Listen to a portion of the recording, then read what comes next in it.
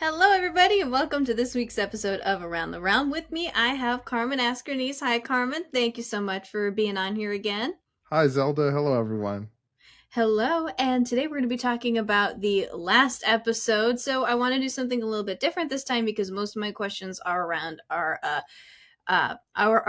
the end of our last episode here. So what I want to do is I want to do an episode recap first, and then I want to dive into some questions because that ending was, if you know, you know.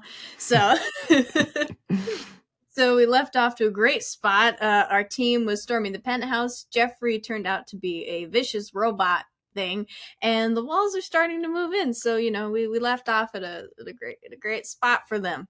Not to mention, on top of that, there's a bunch of evil Charlie trying to swat at them, and Zigzag blasts Jeffrey in the chest, and he starts to melt and decay. And there's like this robot skeleton with human eyes, and I'm sensing a familiar theme. It gives me flashbacks to season 1 with Mox, and they had to defeat him. He's evil, and you make him feel bad because he's a turtle, and you know what, it's necessary for our gang to defeat these guys, but Carmen's got to do something where you feel bad for like defeating the villain. So there's a little signature move from Carmen there. But Ruby feels no remorse. Like I feel like everybody else did. Ruby just kind of like grabs Jeffrey's head and like tries to just kind of just grabs his head. I'm like, okay, Ruby feels no remorse. So they're trying to go see Finnick, and Ruby just grabs Jeffrey's head and then tries to shoot the lock on the door. She just got his head, The It's door trophy. opens. Trophy accessory, Ruby doesn't care. The door opens and we see Finnick just, sitting there drinking.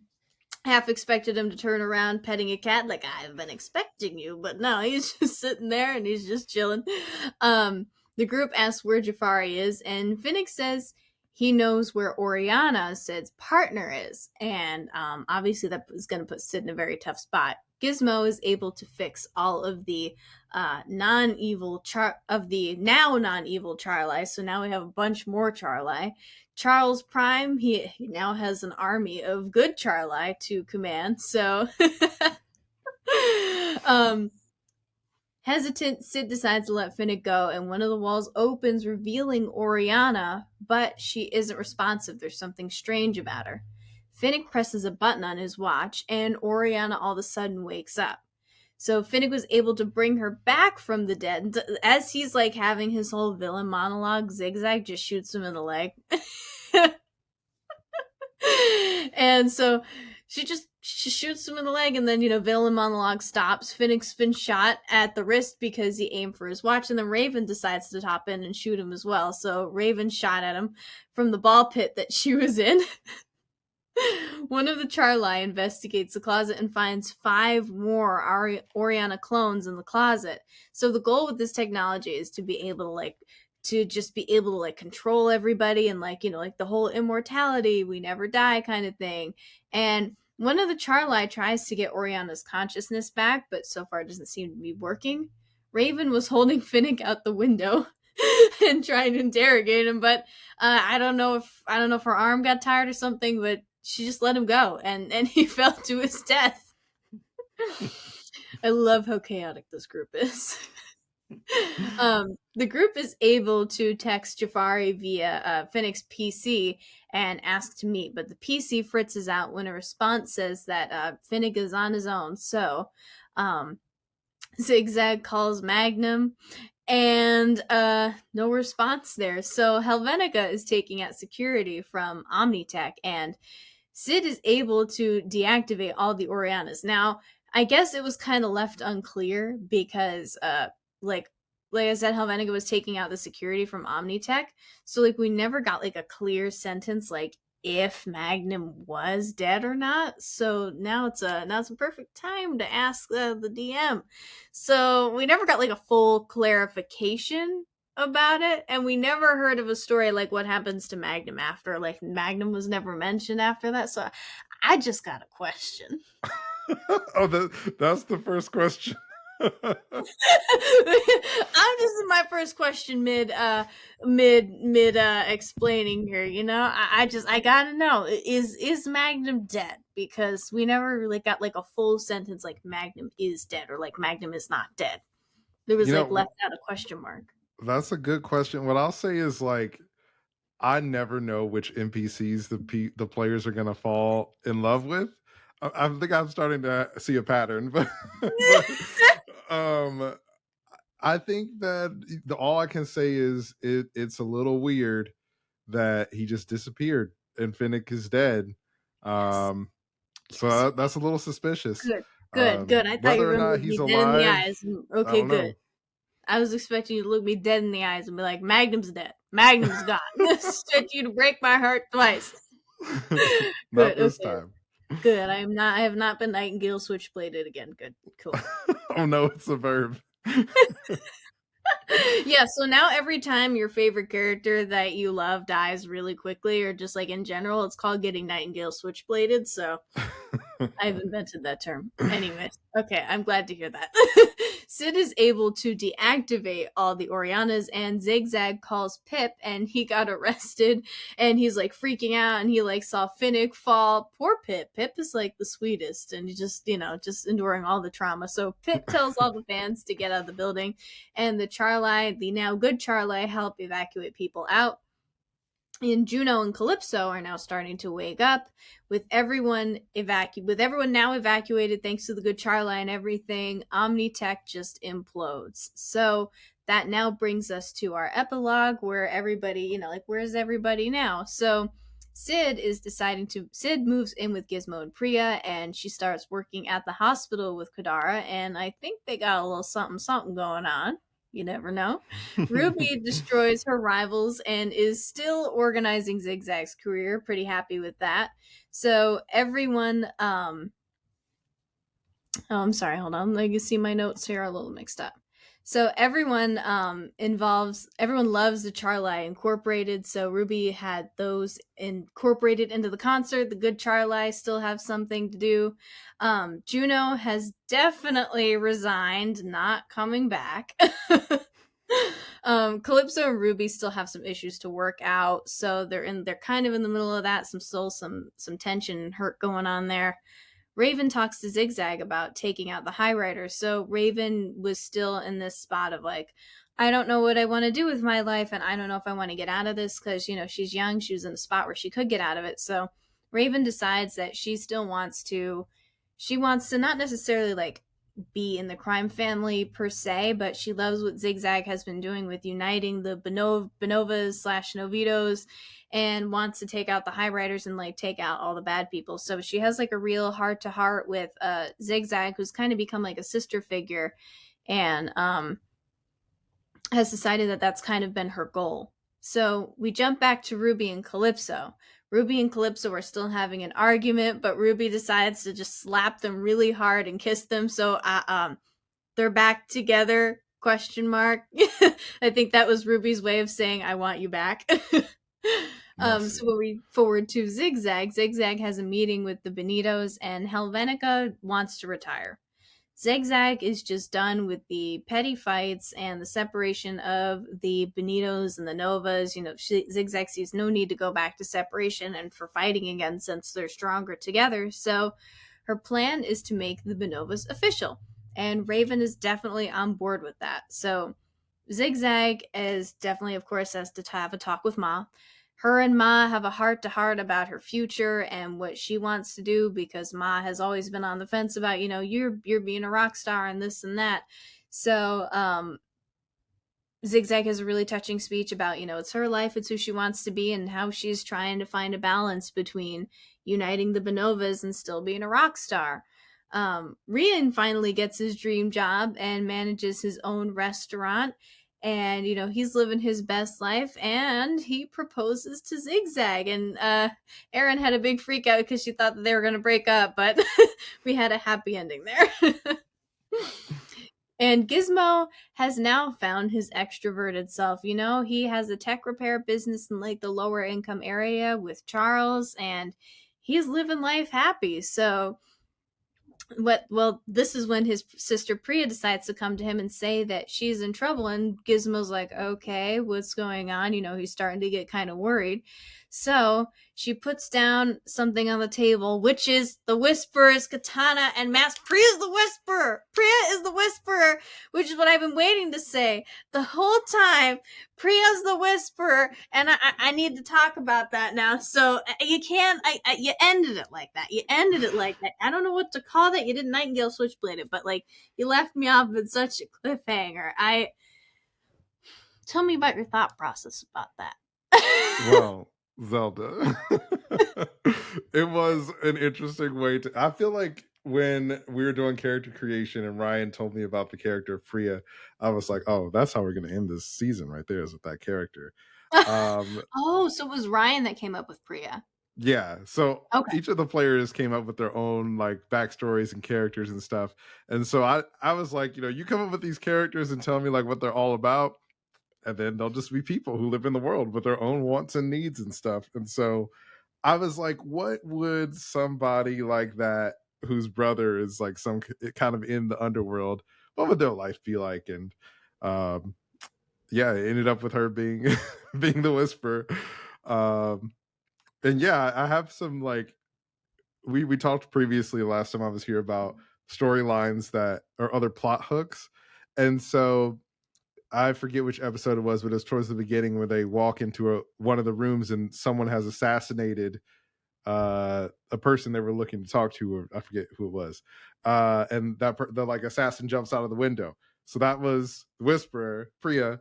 And if Ryan rolled high enough, he would have found out that it was her, but he didn't. So Whoa, I was like, really? "Oh, this is better" because he doesn't know. Um, and I had another plot hook with the game designer thing where if they went to protect the game designer, they would have to fight her. And then, maybe he could have found out then. But yeah, I mean, like, so she says she's in some kind of trouble and revealed her secret identity. So it must be serious if she's revealing it. Oh, that's so interesting. I wonder how it would have gone in a way, as I am about it being at the end. I feel like it was the perfect way to end it because like that's so interesting how it would have been how like there were like multiple opportunities for Gizmo to find out that his sister was a whisperer and pregnant too. Dang. Yeah. Well, so in the end, it's kind of like ambiguous, but it's like, has she been pregnant? Has she been faking it? And the whole time, Oh. like, so we don't know.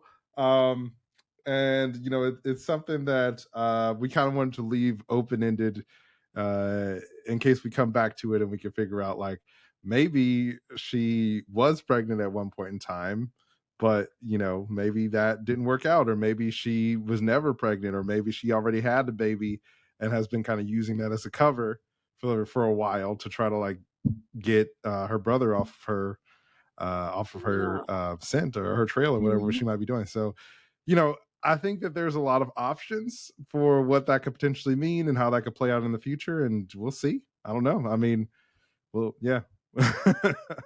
It's an interesting. I love having.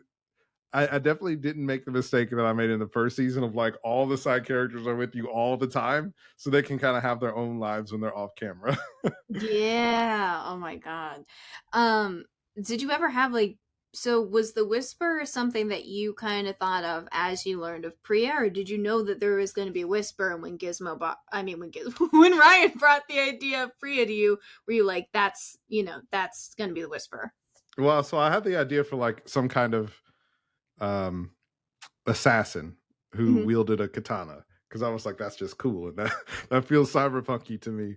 And then when he told me about the backstory, I was like, oh well, it's going to be this character because I love mysteries and like murder mysteries and all that kind of stuff almost as much as I love gangster stories. And so I was like, well, nobody would suspect her.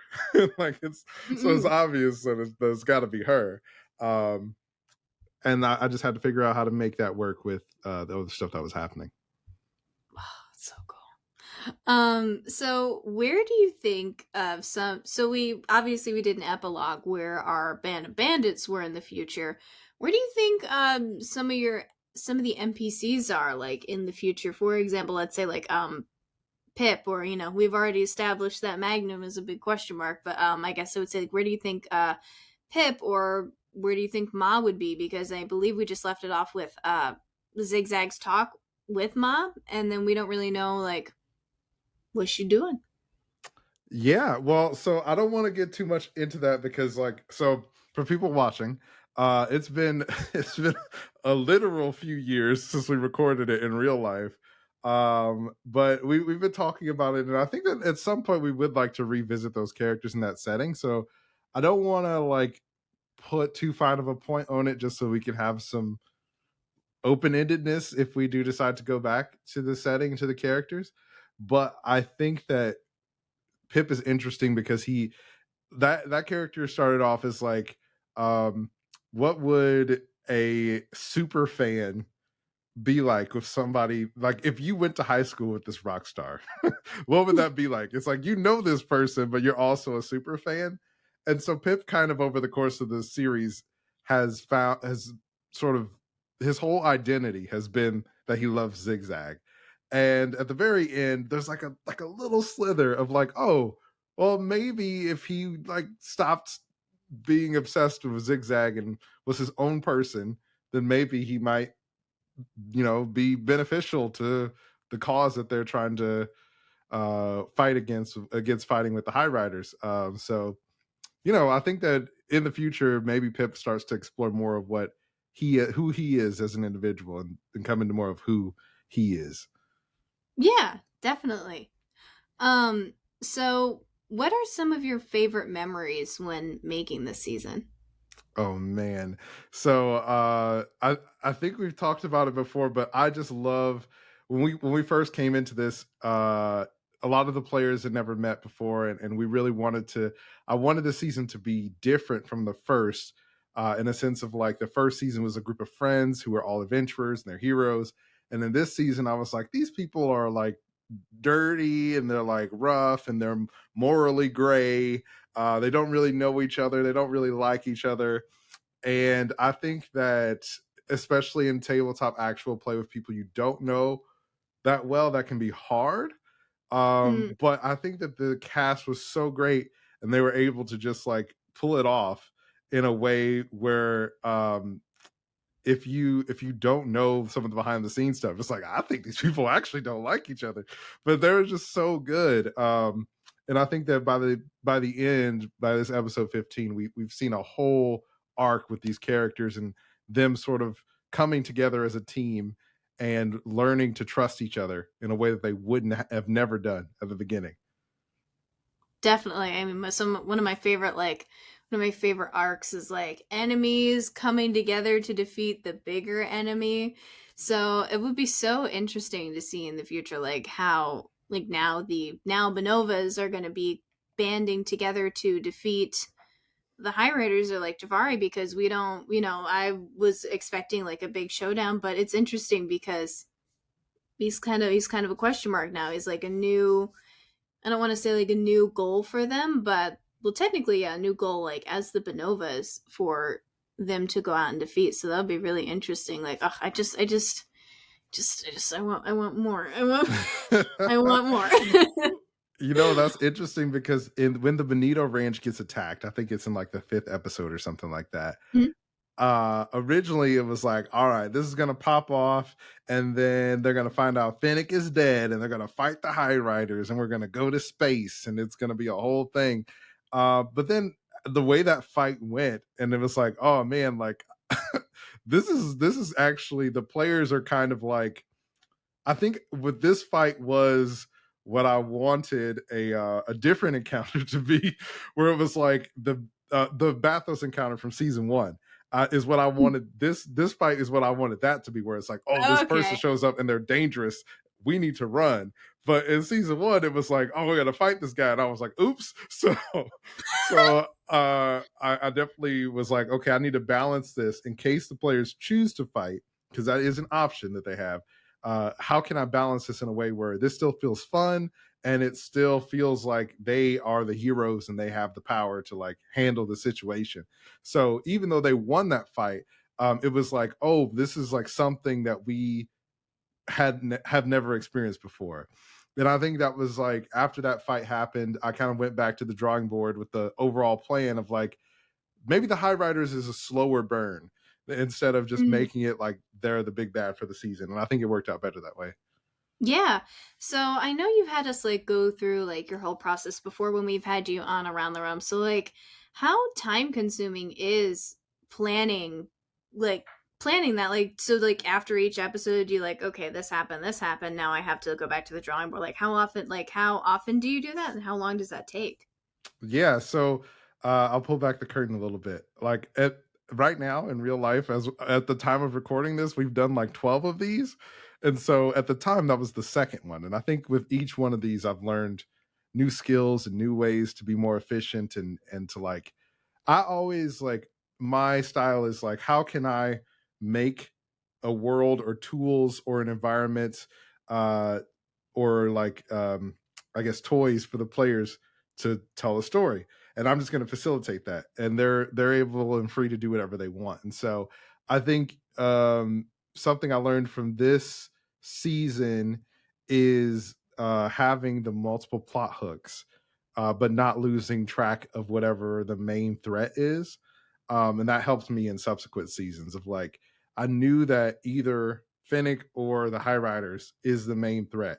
And so for our heroes who are, they're, especially with somebody like Zigzag who comes from a powerful family, it's like they're not nobody, but Finnick and the High Riders are on a whole nother level. So it's like, how do they get to somebody like that? They can't just roll in there and then blow the spot up. So it was about figuring out a story that feels compelling, but it also matches like a personal journey for each of them.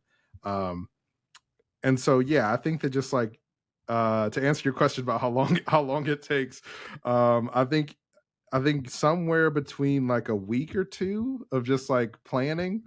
It's a lot. It's a lot of work, but I it's so rewarding because I think that like making a space and understanding the systems in a way where you can use them as tools and guidelines to make an experience that people are going to really enjoy playing and watching is worth it. Definitely. Was it kind of intimidating learning a new tabletop system? Oh man, big time. Well, I think originally it was like, oh, let's just keep playing D&D. But Mhm. then, there was a part of it that was like there's other tabletop shows that do D&D and D, and there's other dungeon masters that know those systems better than me. And so it's like, well, why would people watch our show over watching those other shows? And also just like as a person who loves to play games, it's like I like playing different games. I'm not like the kind of person who's going to play one specific game all the time. So I was like, let's just see what else is out there. And we knew that we wanted to do different genres. And so trying to find systems that match that genre or lend itself to the types of stories that we want to tell was kind of the plan. And the players had a choice for season 2 of like what they wanted to play, and they chose the cyberpunk system, which worked out really well. Oh, I didn't know they had a choice. Oh, that's awesome. Yeah, they Um, always get to pick. I don't ever want to like play a system where because yeah. like I said, those are all just tools, and the players and the story is the star. So I Mhm. never want it to be like let's watch us look in the rule book for 40 minutes because we don't know what we're doing.